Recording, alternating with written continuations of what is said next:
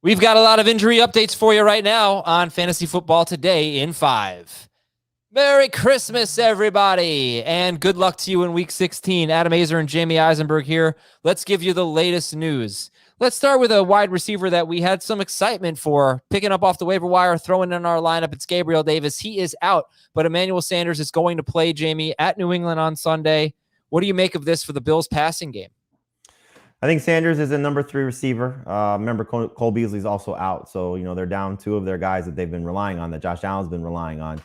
Clearly, Sanders has not been a good fantasy receiver, and he's really struggled for the Bills. But hopefully he's healthy, and the opportunity is there now for him to get, I would guess, somewhere in the neighborhood of 8 to 10 targets because of how this offense will operate, and maybe Josh Allen staying somewhat away from Stephon Diggs and Dawson Knox based on matchups. So don't love Emmanuel Sanders, but you might not have a choice but to rely on Emmanuel Sanders potentially. So how would you compare him to, say, Alan Lazard if MVS remains out, or Mecole Hardman or something like that? Behind those guys, I had much more optimism for Gabriel Davis because of just what he's shown us the last couple of weeks. So Sanders is more in the Tyler Johnson, Scotty Miller type of range than he is more so in those other guys you referenced. Got a question here in the chat. Josh Allen or Jalen Hurts? Does this drop Josh Allen down? I already had Jalen Hurts ahead of Josh Allen, so that's an easy one for me. So I haven't moved Josh Allen yet, so I don't know if I will. But it's the thing you got to hold for with Josh Allen is use your legs, make plays when they're available to you. Hopefully receivers catch the ball. Remember, Dawson Knox could have had some opportunities in that first game, even in the win, to help Josh Allen's stat line. So I don't know if Josh Allen's horrendous in this situation, but I don't love the upside now. Miles Sanders didn't practice. Antonio Gibson did not practice. These are Friday's practice reports here. They're coming off short weeks. They're playing on Sunday, NFC East games here. Jordan Howard, Jarrett Patterson, Boston Scott. How would you rank them to pick up?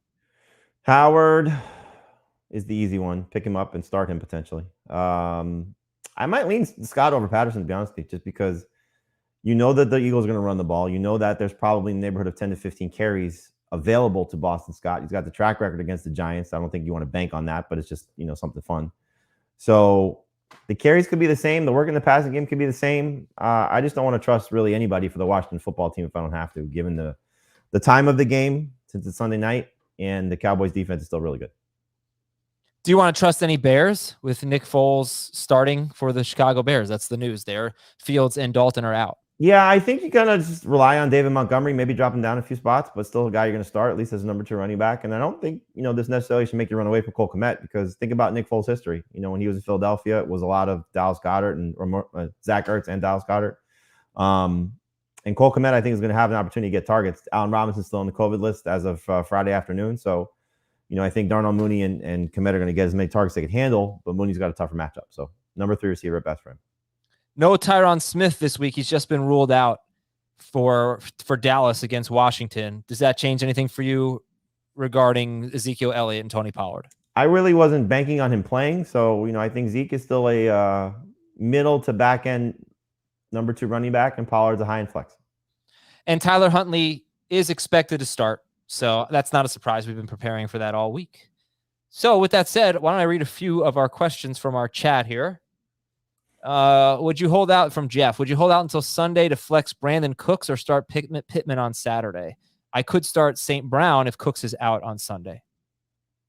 I would play Pittman. I don't think Cooks is going to return. And by the way, speaking of St. Brown, Jared Goff almost certainly out. It looks like it's going to be Tim Boyle, Jamie. So what do you think about St. Brown? Big downgrade. I hope it's not, but you just have to go in with it as a downgrade because Jared Goff's been playing well. But it's still a good matchup, and it's still a good offensive line protecting him. So hopefully, Tim Boyle has a chance to connect with St. Brown. But anytime you lose a quarterback, you got to give a downgrade, especially for a guy that's struggled as much as Tim Boyle has. Christian Kirk or Hollywood Brown from Jalen? I'm going to go Christian Kirk. A little bit more upside, I think, right now. From Theo, from Die Hard. Bench 2.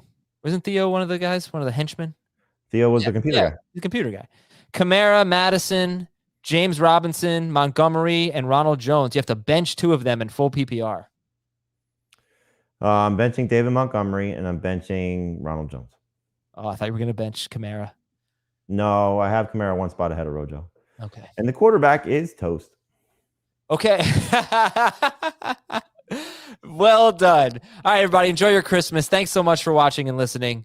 And let's go.